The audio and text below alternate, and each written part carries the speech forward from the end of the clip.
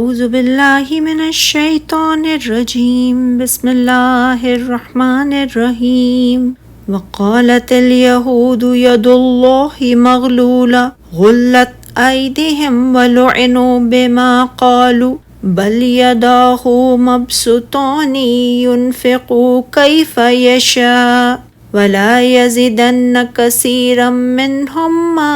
أنزل إليك من ربك طغيانا وكفرا وألقينا بينهم العداوة والبغضاء إلى يوم القيامة كلما أوقدوا نارا للحرب أطفأها الله ويسعون في الأرض فسادا واللہ لا يحب المفسدین ولو ان اہل الکتاب آمنوا واتقوا لکفرنا عنہم سیئاتہم ولا ادخلناہم جنت النعیم ولو انہم اقاموا التوراۃ والانجیل وما انزل الیہم من ربہم لأکلوا من فوقہم ومن تحت ارجلہم منہم امۃ مقتصدۃ وکثیر منہم ساء ما یعملون۔ اور یہودیوں نے کہا اللہ کا ہاتھ بندھا ہوا ہے، بندھ گئے انہی کے ہاتھ، اور لعنت پڑی ان پر ان کے اس قول، ان کی اس بکواس کی وجہ سے، بلکہ اللہ کے تو دونوں ہاتھ کھلے ہوئے ہیں، وہ جیسے چاہے خرچ کرتا ہے۔ حقیقت یہ ہے کہ یہ قرآن جو آپ کے رب کی طرف سے آپ پر نازل کیا گیا ہے، ان میں سے اکثر لوگوں کی سرکشی اور کفر میں ضرور اضافے کا باعث بنے گا، اور ہم نے قیامت کے دن ان کے درمیان دشمنی اور بغض ڈال دیا ہے۔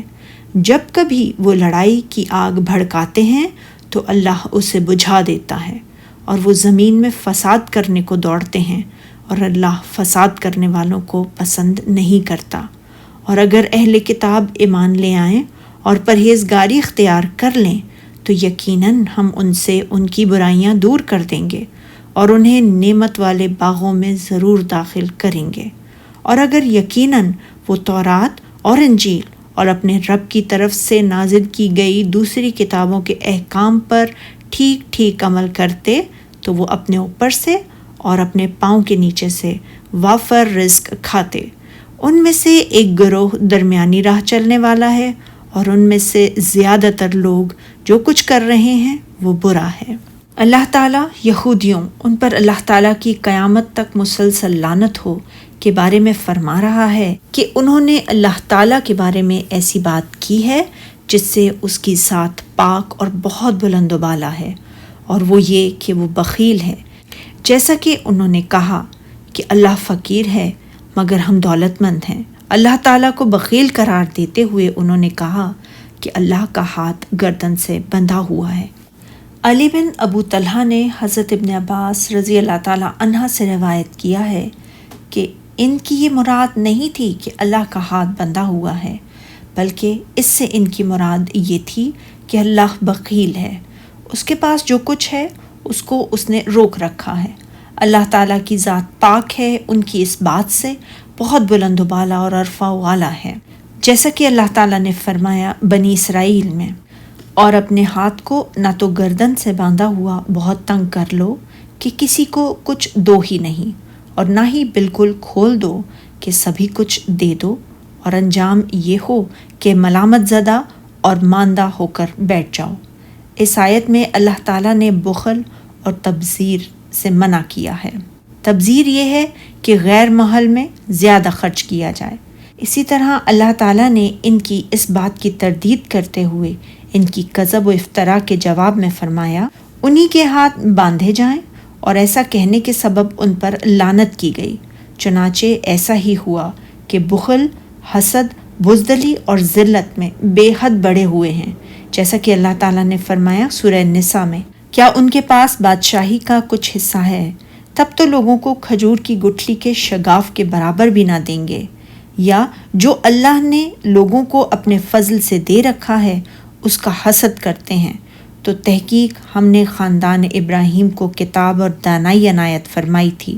اور انہیں سلطنت عظیم بھی بخشی تھی، اور اللہ تعالیٰ نے فرمایا ان پر ذلت مسلط کر دی گئی۔ پھر اللہ تعالیٰ نے فرمایا ہے بلکہ اس کے دونوں ہاتھ کھلے ہیں، وہ جس طرح اور جتنا چاہتا ہے خرچ کرتا ہے، یعنی وہ بے پایاں فضل و کرم کا مالک اور بے حد و حساب عطا فرمانے والا ہے۔ ہر چیز کے اس کے پاس بے پناہ خزانے ہیں۔ اس کی مخلوق کو جو بھی نعمت حاصل ہے وہ اسی واحد اللہ شریک ہی کے پاس سے ہے۔ اس نے ہماری ضرورت کی ہر اس چیز کو پیدا فرمایا ہے جس کی ہمیں رات دن، حضر و سفر، تمام حالات میں ضرورت تھی، جیسا کہ اس نے فرمایا سورہ ابراہیم میں، اور جو کچھ تم نے اس سے مانگا اس نے ہر وہ چیز تم کو عنایت کی، اور اگر تم اللہ کی نعمتیں گننے لگو تو انہیں شمار نہ کر سکو گے۔ کچھ شک نہیں کہ انسان بڑا بے انصاف اور ناشکرا ہے۔ امام احمد بن حنبل نے عبد الرزاق سے حضرت ابو ہریرہ رضی اللہ تعالیٰ عنہ کی روایت کو بیان کیا۔ رسول اللہ صلی اللہ علیہ وآلہ وسلم نے فرمایا، بے شک اللہ کا دایاں ہاتھ بھرا ہوا ہے، رات دن کا خرچ کرنا اسے کم نہیں کر سکتا۔ کیا تم نے دیکھا کہ اس نے جب سے آسمان و زمین کو پیدا فرمایا ہے اس کا خرچ کرنا اسے کم نہیں کر سکا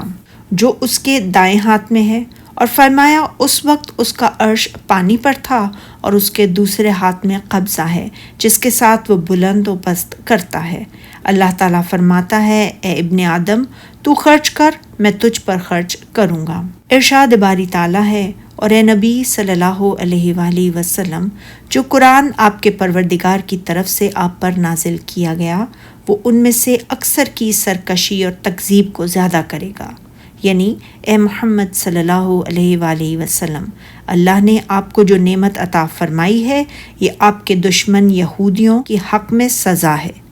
اس سے جس طرح مومنوں کی تصدیق، عمل صالح اور علم نافع میں اضافہ ہوتا ہے، اسی طرح آپ اور آپ کی امت سے حسد کرنے والوں کی سرکشی اور کفر میں بھی اضافہ ہوتا ہے، جیسا کہ اللہ تعالیٰ نے فرمایا ہے سورہ حامیم سجدہ میں، کہہ دیجئے جو ایمان لائے ہیں ان کے لیے یہ ہدایت اور شفا ہے، اور جو ایمان نہیں لاتے ان کے کانوں میں گرانی ہے اور یہ ان کے حق میں اندھا پن ہے۔ یہ لوگ جو حق بات نہیں سنتے گویا دور جگہ سے پکارے جا رہے ہوں۔ اور فرمایا بنی اسرائیل میں، اور ہم قرآن میں سے جو نازل کرتے ہیں وہ مومنوں کے لیے شفا اور رحمت ہے، اور ظالموں کے حق میں تو اس سے نقصان ہی بڑھتا ہے۔ ارشاد الہی ہے، اور ہم نے ان کے باہم عداوت اور بغض قیامت تک کے لیے ڈال دیا، یعنی ان کے دل کبھی اکٹھے نہیں ہو سکتے، بلکہ ان کے بعض فرقوں کے بعض کے ساتھ ہمیشہ ہمیشہ قیامت تک کے لیے عداوت رہے گی، کیونکہ یہ حق پر کبھی اکٹھے ہو ہی نہیں سکتے۔ پھر انہوں نے آپ کی مخالفت و تکذیب بھی کی ہے۔ اور ارشاد الہی ہے، یہ جب لڑائی کے لیے آگ جلاتے ہیں تو اللہ اس کو بجھا دیتا ہے، یعنی آپ کے خلاف انہوں نے جب بھی اسباب مہیا کیے اور آپ کے خلاف انہوں نے جب بھی لڑائی کی تو اللہ نے اسے باطل کر دیا اور ان کے مکر و فریب کو رد کر دیا، اور ان کے بدترین مکر و فریب نے خود انہی کو لپیٹ میں لے لیا، اور یہ ملک میں فساد کے لیے دوڑتے پھرتے ہیں، اور اللہ فساد کرنے والوں کو دوست نہیں رکھتا، یعنی ان کی عادت یہ ہے کہ یہ ہمیشہ زمین میں فساد برپا کرتے رہتے ہیں، جبکہ اللہ ایسے لوگوں کو پسند نہیں فرماتا۔ ارشاد باری تعالیٰ ہے، اور یقیناً اگر اہل کتاب ایمان لاتے اور پرہیزگاری کرتے، یعنی اگر وہ اللہ اور اس کے رسول کے ساتھ ایمان لاتے اور گناہوں اور حرام کاموں کے ارتکاب سے پرہیز کرتے، تو ہم ان سے ان کے گناہ محو کر دیتے اور ان کو نعمت کے باغوں میں داخل کرتے، ان سے ناپسندیدہ امور کو زائل کر دیتے اور انہیں مقصود تک پہنچا دیتے۔ اور اگر وہ تورات اور انجیل کو اور جو کتابیں ان کے پروردگار کی طرف سے ان پر نازل ہوئیں ان کو قائم رکھتے، تو ان پر رزق میہ کی طرح برستا کہ اپنے اوپر سے اور اپنے پاؤں کے نیچے سے کھاتے۔ اگر یہ ان کتابوں کے مطابق کسی تحریف و تغیر اور تبدیلی کے بغیر صحیح عمل کرتے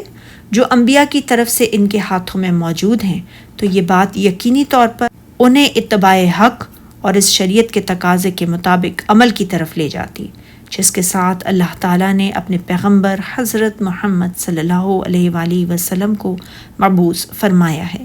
کیونکہ ان کی کتابیں آپ کی تصدیق اور آپ کی اتباع کے حکم سے بھری ہوئی ہیں۔ ارشاد الہی ہے، اپنے اوپر سے اور اپنے پاؤں کے نیچے سے کھاتے، یعنی اپنے اوپر سے اور پاؤں کے نیچے سے کھانے سے آسمان سے برسنے والے اور زمین سے اگنے والے رزق کی فراوانی کی طرف اشارہ ہے، جیسا کہ اللہ تعالیٰ نے فرمایا سورہ اعراف میں، اور اگر بے شک ان بستیوں کے لوگ ایمان لے آتے اور پرہیزگار ہو جاتے تو ہم ان پر آسمان اور زمین کی برکات کے دروازے کھول دیتے۔ ارشاد باری تعالیٰ ہے، ان میں کچھ لوگ میانہ رو ہیں،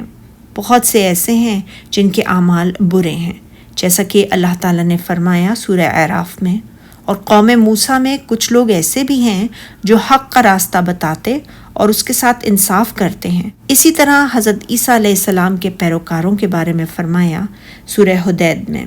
پس جو لوگ ان میں سے ایمان لائے ان کو ہم نے ان کا اجر دیا۔ اللہ تعالیٰ نے میانہ روی کو ان لوگوں کے مقامات میں سے سب سے اعلیٰ درجہ قرار دیا ہے، جبکہ مسلمانوں کے مقامات میں یہ درمیانہ درجہ ہے، کیونکہ اس سے اوپر کا درجہ سابقین کا ہے، جیسا کہ ارشاد باری تعالیٰ ہے سورہ فاطر میں۔ پھر ہم نے ان لوگوں کو کتاب کا وارث ٹھہرایا جن کو اپنے بندوں میں سے برگزیدہ کیا، تو کچھ تو ان میں سے اپنے آپ پر ظلم کرتے ہیں اور کچھ میانہ رو ہیں، اور کچھ اللہ کے حکم سے نیکیوں میں آگے نکل جانے والے ہیں۔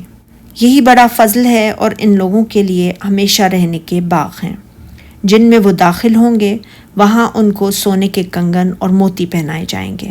جنت میں ان کی پوشاک ریشمی ہوگی۔ سبحانک اللہم و بحمدک، اشہد ان لا الہ الا انت، استغفرک و اتوب الیک۔